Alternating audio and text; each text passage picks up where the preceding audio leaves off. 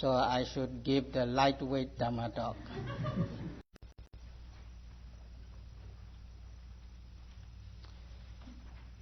You have heard the deep teaching from our Venerable Sayadaw as the heavyweight Dhamma talk.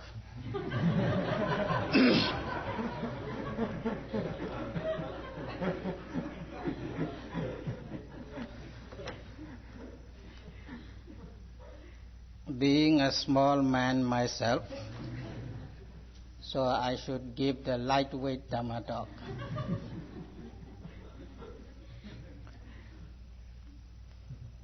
Before I start the topic, I would like to remind you some of the Buddha's own words. No other things do I know, O monks, that is so intractable as an undeveloped mind. An undeveloped mind is indeed an intractable thing. No other thing do I know, O monks, that is so tractable as a developed mind. A developed mind is indeed a tractable thing. No other thing do I know, O monks, that brings so much suffering as an undeveloped and uncultivated mind. An undeveloped and uncultivated mind brings suffering indeed. No other thing do I know, O monks, that brings so much happiness as a developed and cultivated mind. A developed and cultivated mind brings happiness indeed. No other thing do I know, O monks, that brings so much harm as a mind that is untamed, unguarded, unprotected, and uncontrolled. Such a mind indeed brings much harm. No other thing do I know, O monks, that brings so much benefit as a mind that is tamed, guarded, protected, and controlled. Such a mind indeed brings great benefit. These are some of the words which the Buddha himself described how important it is to have well-controlled mind, to have well-developed mind, well-tamed mind, well-guarded mind, well-protected mind.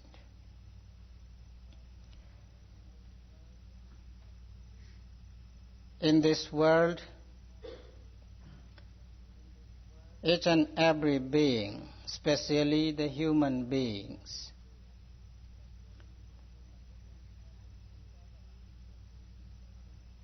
has to develop two needs in their life. Until there will be life, it is necessary to meet with material needs.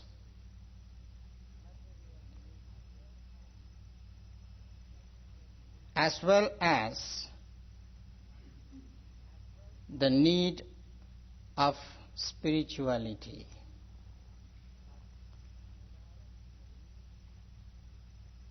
Without meeting these two needs, our life is not so much valuable. To meet the material needs, therefore we need some important aspect to train ourselves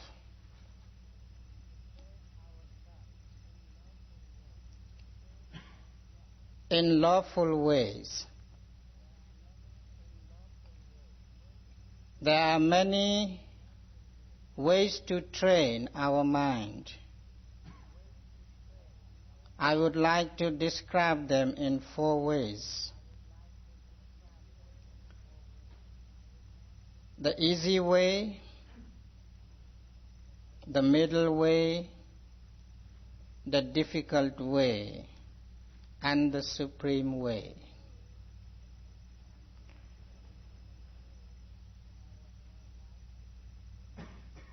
In our life, there are so many corruptions, so many unwholesome factors, so many disturbances, so many hindrances, so many impediments, which are the obstacles to have proper training in our mind.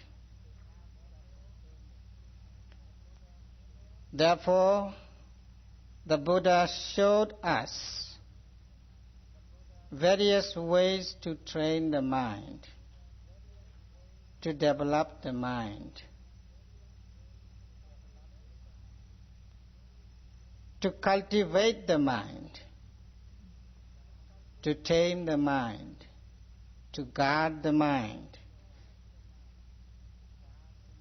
to protect the mind, and to control the mind. As I have already described, the Buddha at first described the easy way to tame the mind. Before we go to the subject, how to tame the mind easily, at first it is necessary to understand what kind of training we need to train ourselves. In our mind, there are so many unwholesome thoughts. There is greed, there is hatred, there is delusion, there is envy, there is jealousy, there is covetousness, there is ill will, there is pride and prejudices, and so on and so forth. If we try to describe all those unwholesome states of mind, according to the Sallekha Sutta, there are 44 types of unwholesome states of minds. Not only just few unwholesome minds we have.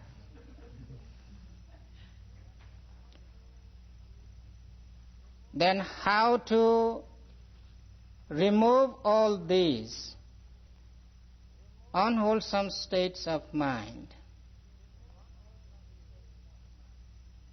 It is not easy to uproot them and throw away them immediately. So there should be a gradual process to train the mind.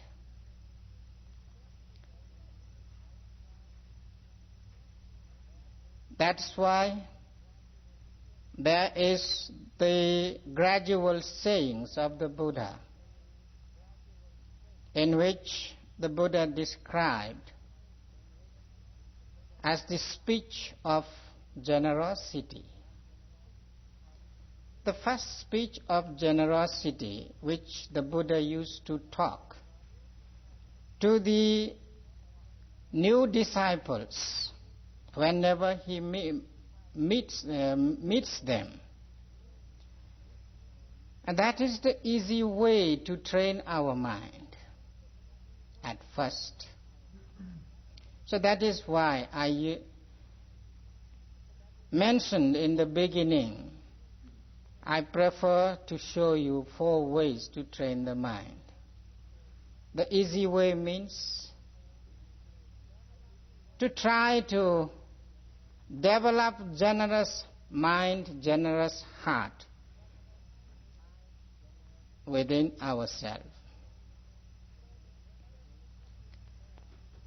So the generosity is there to train our mind to drive away those impurities, although it may be momentary, but quite effective, in a soft way and smooth way. You don't need to take harsh and difficult process to drive away the defilements momentarily. If you try to practice the generosity in lawful way, very easily you can drive away those defilements. Therefore, the Buddha's word I would like to mention here, how he thought about the generosity, which we may say in another way, the charity. There is Buddha's own word about the meaning of charity. So at first I would like to mention that Buddha's word too. What is the accomplishment of charity? Here in a householder dwells at home with heart free from the stain of avarice, devoted to charity, open-handed, delighting in generosity, attending to the needy, delighting in the distribution of alms. This is called the accomplishment of charity. This is the word of the Buddha himself. According to these words, so let us try to understand the meaning at first, how it is described in the text. The generosity is denoted by the word in Pali, Dāna. There is a very simple sentence as Dānaṃ deti. He gives a gift.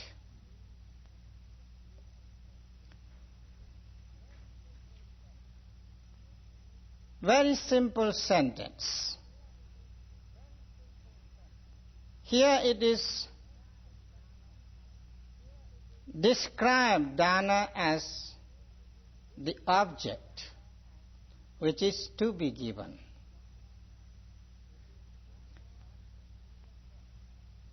Therefore, in the text, it describes as Data Banti Dāna, which is to be given. That is called Dāna. If it may not be awkward word, I would like to say the objective Dāna.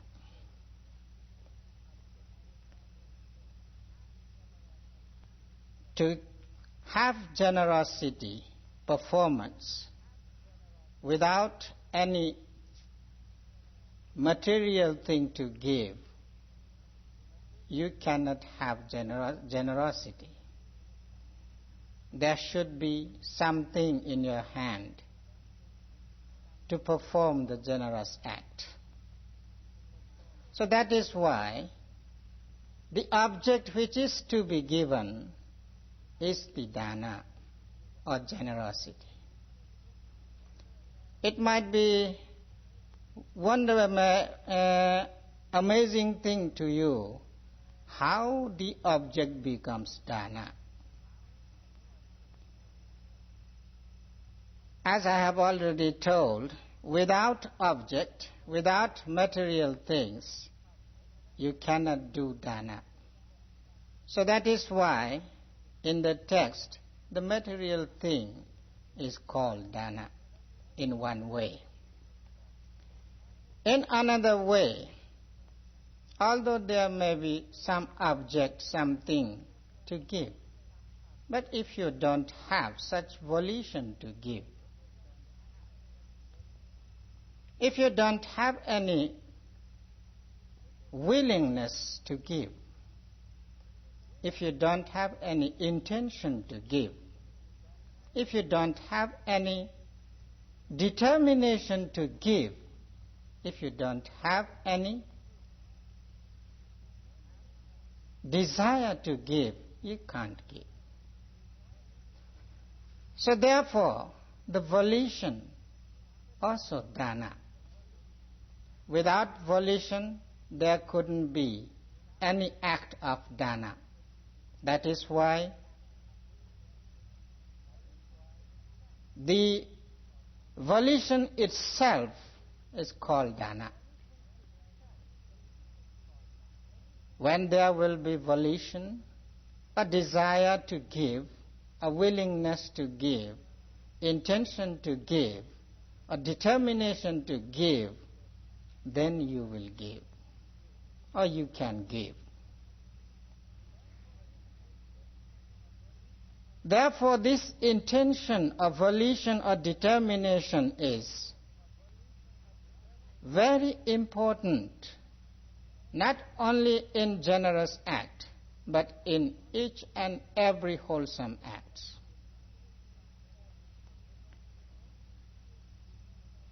Because the volition is the main source or cause to have the intention, to have the desire, to have the willingness to give. That is why in the text it is said, Diyati iminati dāna. Imina, by this volition, deity, the object is to be given.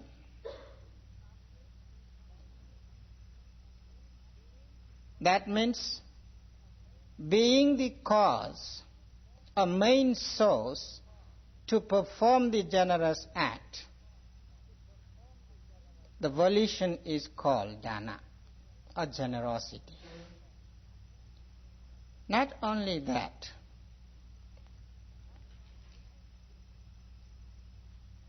giving gift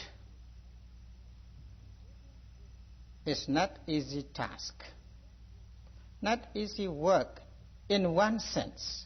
In another sense, it is very easy. If you have something, if you have volition, if you have intention, you can give easily. But still there are some difficulty to give. Why? Because when we possess something, when we own something, when we belong something, what kind of mind occurs at the time? This is mine. That mentality is very difficult to remove from our mind and from our heart. And that occurs because of the attachment on the object. We have strong attachment when we obtain something. If it is new one, beautiful one, pleasurable one, acceptable one, desirable one, the attachment becomes more stronger. You don't want to lose it. You cling to it. So therefore, if you want to give something to others, at first it is necessary to fight with that attachment. If you win the battle, then you will be enabled to perform the generous act. So therefore, in the text, it is very subtle actually, said that until there will be clinging or attachment or clinging, no one can give anything, even a single pence. Very difficult to give even a single pence. I don't know in this country whether there are beggars or not, but in our country there are many beggars. When you are traveling, on the way you can find many small begging children. Please give me five paisa, please give me five paisa. That means please give me 5 cents. If you don't have intention to give, and if you don't want to lose your 5 cents, then the 5 cents doesn't come out from your pocket. Very difficult to keep out the 5 pence from your pocket. So why? There is the attachment even on that 5 pence. So therefore, it is necessary to remove that attachment. When that attachment dissolves, instead of attachment, when detachment will be there in your mind, then it is easy to give something as a gift. So that is why the non-greed, detachment, also Dāna. You may feel strange when I explain in this way, but it is the textual explanation. So therefore in the text it is said, Tang sampayutto wa alobho Dāna. The detachment or non-greed which is associated with the volition is Dāna. So there are 3 ways simply to understand what is called Dāna or generosity. First, the object is Dāna, and the second, the volition is Dāna, and the other aspects which are united with the volition, all other sorts of wholesome mental states, especially in connection with the generosity, are lobha, non-greed, also Dāna.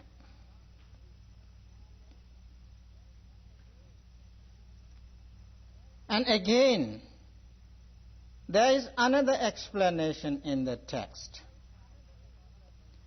Dānaṁ nama parang uddissa subuddhi pubbika annadi dasa dāna vatu parijjaga cetana dāna. Very clear in this statement. And there is the way how to perform the generous act.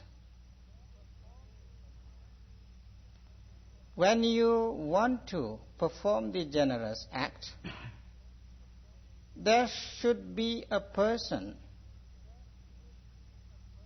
to receive your gift.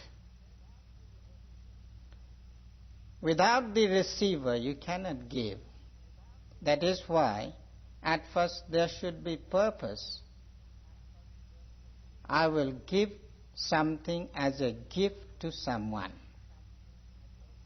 That motivation is necessary to perform the generosity. That's why to perform the generosity, there should be a receiver. And after then, how we should perform the generous act? Subuddhi pubika. You should have forerunning understanding, a right understanding. To perform the lawful generous act without having right understanding, the task may not be lawful. So that is why it is mentioned the specific word as subuddhi pubika. The understanding must be followed as the forerunner.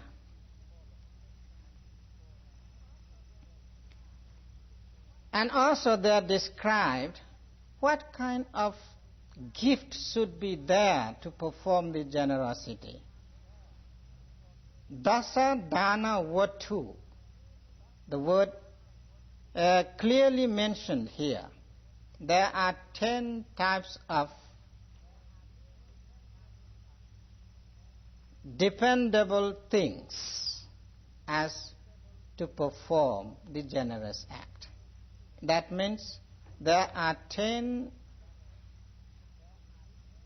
gifts which could be given as dana. And what are they? Annadi, food, etc., or food and so on. It mentions that just like that. And there is the number. How many? Altogether there are 10. If you would like to chant Pali verses, then I will mention it to you. Annang panang yanang vatang.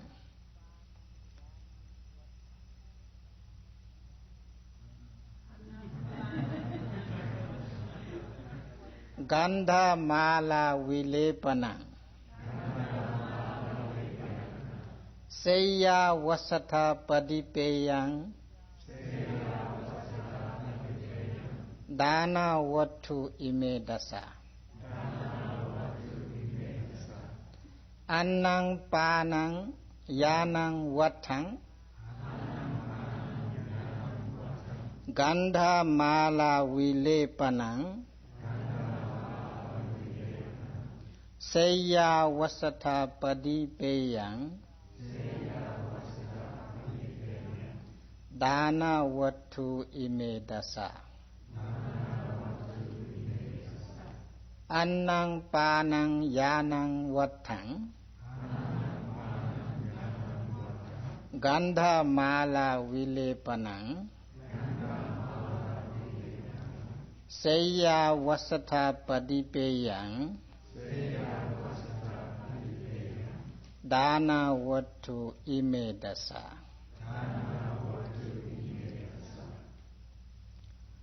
The first material to perform the gift is anna, that means food.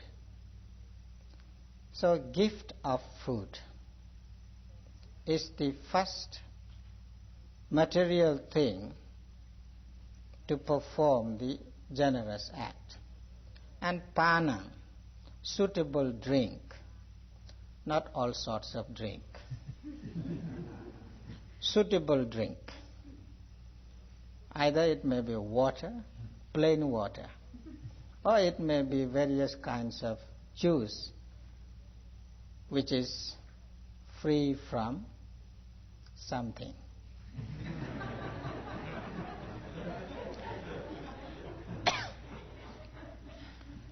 And that is the another gift of Dāna. And Yana, vehicle. In vehicle, there could be many things added into it. Even a pair of shoes could be vehicle. An umbrella could be vehicle. And nowadays, the cars and aeroplanes and all these could be vehicle. And a horse chariot. Is it right pronunciation? Chariot. Chariot. Chariot. And that is also Yana Dāna. A gift of the vehicle is one of the gift. And Vattam, clothes, various clothes. Even a piece of cloth could be the one of the gifts. Gandha. Gandha means here perfume. Or gandha means as you can also use as jasmine stick. You can offer it as gift. So in Buddhist countries, wherever you go in the temple, you can see many jasmine sticks lighting all the time. Gandha. And sometimes even they use perfume as offering. During the time of the Buddha, the room where the Buddha dwelled is called Gandha Kuti, perfume chamber. So Gandha is therefore perfume, or the sweet smelling thing is one of the gifts. Mala, either flowers or the garlands, is one of the gifts. Vilepana, ointments, various ointments. Either it could be used as for the medical purpose, or it can be used in another purposes. It is called vilepana. And saya, beds and seats. Avasata, dwelling place. Even a small cottage could be counted in it. And padipayang, light, either the kerosene light or even a candlestick could be the padipaya, a gift of light. These are the 10 materials or objects which mentioned here as the Dāna. And those things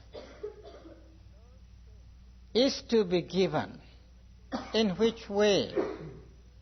Parityaga cetana, having the volition to give up totally without any expectation.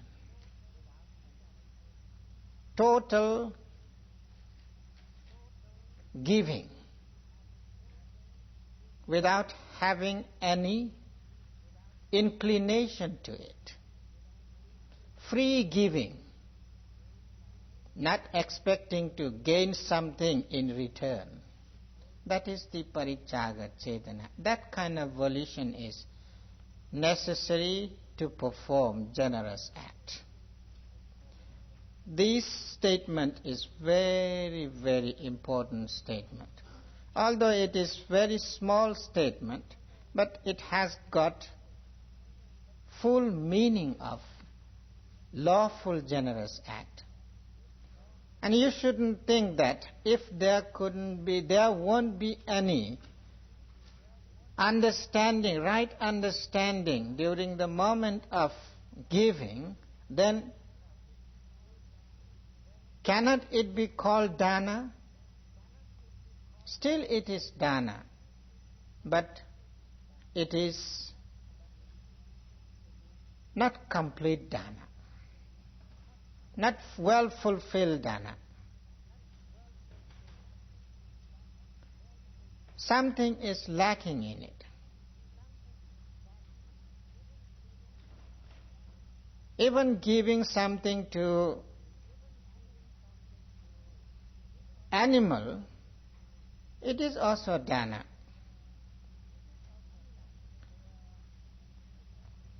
The result of it, a benefit of it, depends on the volition. It is not depend on the person, it is not depend on the thing. If the volition is pure, clear, and wholesome, and with understanding, the benefit is innumerable. No one can count how much benefit it will produce. To have such kind of benefit, therefore it is mentioned here, subuddhi pubbika. The performance of generosity should follow by the right understanding. Then what kind of right understanding is it? So there are many, many right understandings, not one kind of right understanding. Here the right understanding means, in text it is mentioned, Kamma Sakata Samaditi, which Sayadaw has already mentioned before in his one of the Dhamma talks. One should have faith in his act, in her act.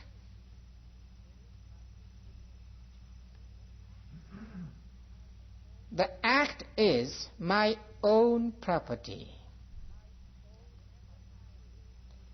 Whatever I do, wholesome or unwholesome, that wholesome and unwholesome act is mine.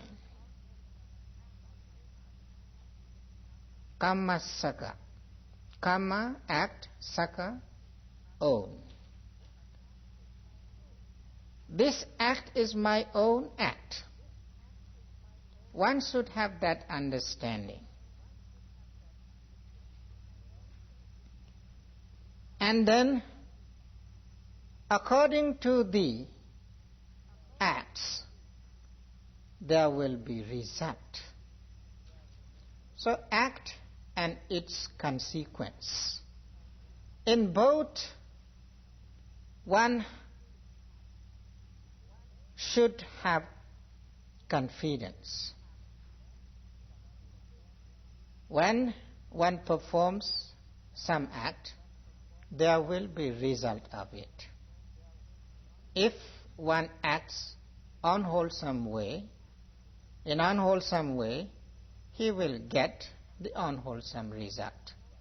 If one acts in wholesome way, he or she will gain the wholesome result. That kind of understanding is necessary to perform the generous act.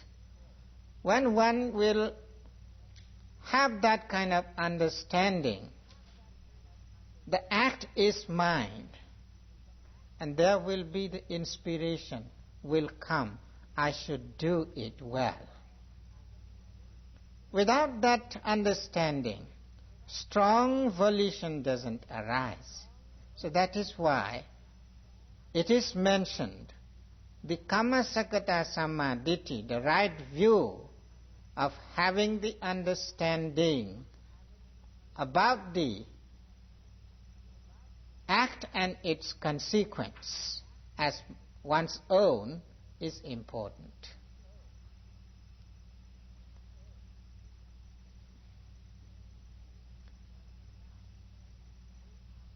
Now, we are possessing all these aspects, and we are ready to give something. Already it is mentioned there should be someone to receive the gift. Let us try to think,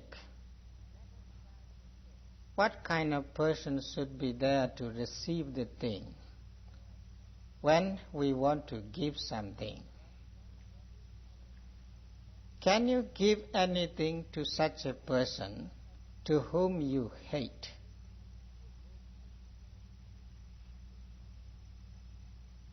Can you? If the receiving person is hateful one, can you offer that gift to that person? No. So there is some kind of defect.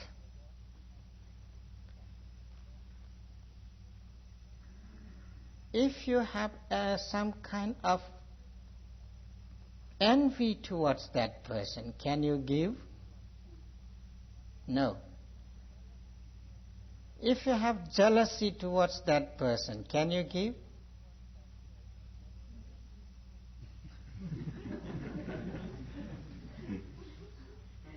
If you have some kind of pride and prejudices and you look down to that receiving person, can you give? Although you may give, but there won't be lawful giving, respectful giving, proper giving. So these are, what are they? They are all unwholesome states of minds. You have to drive away all these unwholesome states of minds.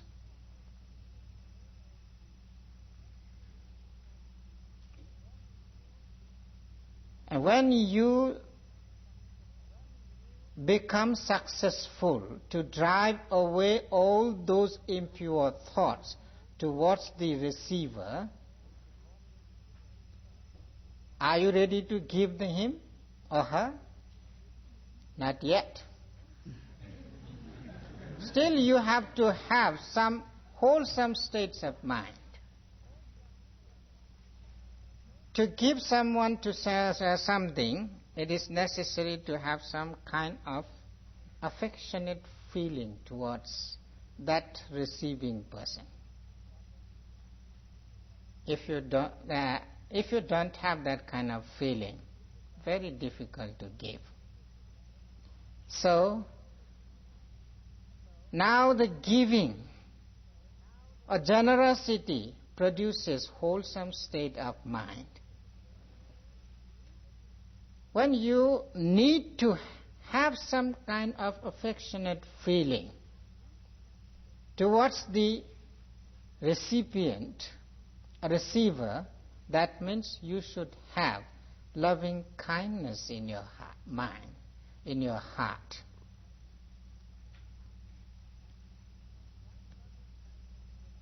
When loving kindness will be there, so non-hatred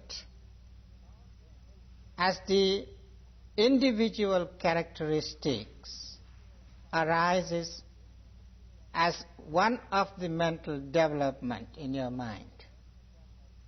So adosa concomitant is there.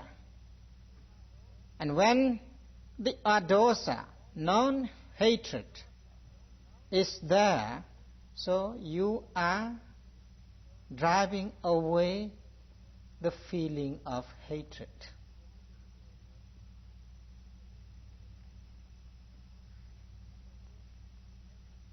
And again, when you give something to someone, why you want to give something to that person? Because you feel something, or he or she might lacking something, or he or she might be in trouble some way. So if I give something to him or her, then he will be free from his trouble, from his suffering. So the feeling of sympathy is there on the person who is trying to give something to someone. So compassion arises in the mind. When these two factors, wholesome factors, will be there, could there arise any kind of envy, jealousy, pride, conceit? No. See, one side, the generous act is there to drive away the unwholesome state of mind, and another way, there is the wholesome state of mind, which are not easy to cultivate in other time. Very difficult to cultivate such loving thoughts, wholesome thoughts, benevolent thoughts in our life. But when you want to perform the generous act or generosity, or such wholesome state of mind arises easily. It is not difficult. That's why in the beginning I said there is easy way to train the mind.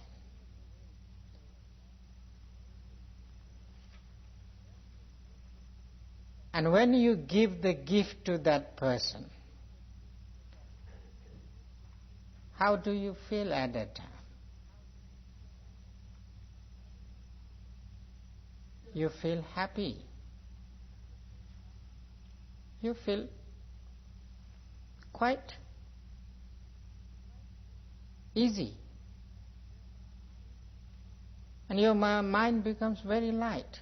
Oh, I have helped a person, giving one of my possession, one of my property. How nice is it? So if you think in that way, mudita, joyous feeling arises in your mind. And these qualities, metta, karuna, mudita, are the sublime states of mind. Very high state of mind. In this way, the generous act is there to develop wholesome state of mind and to keep away unwholesome states of mind. In this way, we can train our mind very easily, smoothly. And our mind becomes very pliable at that time, very wieldy at that time. So at that time you can mold your mind in which way you want to give a shape to that mind. So therefore the generous act is called wholesome act, kusala kamma. So this is this first stage of kusala kamma, to drive away the unwholesome states of minds. If you try to think, there are many, many other unwholesome states which could be easily driven away during the moment of performance of generous act. If we know in this way the value and importance of that generous act, then the statement of the Buddha will be very important to us. The Buddha said, if people know the actual benefit of the generous act, no one will do anything without giving. See how important these words. So therefore, whenever we try to perform this generous act, try to perform it to discard the unwholesome states of mind and to develop the wholesome states of mind, and to try to further development of our wholesome mental states. It is nearly to 1 hour, so now I will stop the Dhamma talk.